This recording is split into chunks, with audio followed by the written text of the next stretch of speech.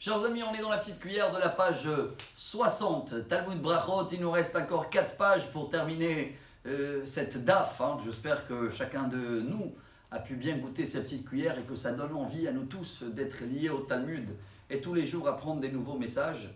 On a compris qu'il y a des prières qui sont très rares, même tous les 28 ans, comme cela de soleil. Il y en a une que c'est tous les mois, comme la lune. Mais il y en a des prières qui sont tous les jours. On va s'attraper sur les toilettes. La Gemara elle dit, quelqu'un qui rentre aux toilettes. Déjà avant, il y a un petit texte à dire. Ce serait bien de le dire, c'est pas une bénédiction. Itrabdu mechubadim, même en français. Ce qui veut dire que, comme on a toujours deux anges qui nous accompagnent tout le temps, comme le dit le Tehillim, Ki malacham yetzav elach lishmorcha bechol derachecha. Dans le Tehillim 91, je crois. On a toujours deux anges qui nous accompagnent. Mais avant d'aller aux toilettes, je leur dis, s'il vous plaît, attendez-moi dehors des toilettes. Regardez jusqu'à où les sages étaient précis, et pourquoi pas nous apprendre de faire pareil et dire deux phrases. Attendez, la Gemara continue dès que je sors de toilette. Ça, c'est une bracha, chers amis. Si aujourd'hui, ça va nous renforcer un petit peu, c'est les 45 mots magiques pour moi. Baruch ata asher yatzar, selon une version, il y a 45 mots. Ma en hébreu, c'est la valeur numérique de ma.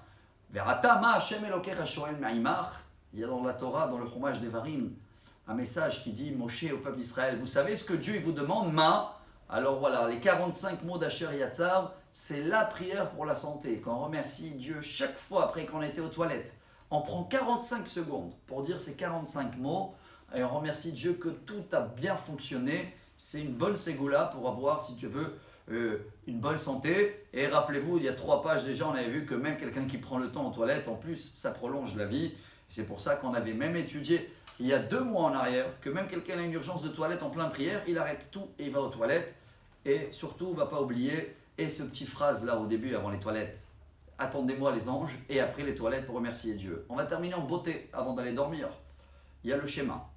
C'est vrai que ceux-là qui n'ont pas le temps, ça suffit de faire même le premier paragraphe du schéma. Par contre, je crois que c'est Abaye qui nous apprend que avant le schéma, il y a une prière à faire tous les soirs. Une prière avec le nom de Dieu, avec Shem ou Malchut en hébreu. Baruch ata Hashem Elokeinu melech haolam hamapil chevle shena aleinai utnoma alafapai. Ce qui veut dire en français, merci Dieu de bien m'endormir. Et on dit dans le texte en hébreu, que je ne vais pas avoir des mauvais rêves, que je vais être perturbé, que je vais bien me réveiller le lendemain. C'est une prière que c'est vrai que c'est marqué dans certains sidours, avant minuit, on la cite avec le nom de Dieu. Mais Rav Ovadia Yosef, que jamais il allait dormir avant minuit, il a dit que dans notre génération, même quelqu'un qui va dormir à 3h du matin, venez, on prend le temps avant d'aller dormir. Ce sera après les toilettes comme on a vu ou avant, mais surtout avant d'aller dormir. Faire cette petite prière et après terminer avec le schéma pour avoir une bonne sommeil, une bonne journée et à demain pour la page 61.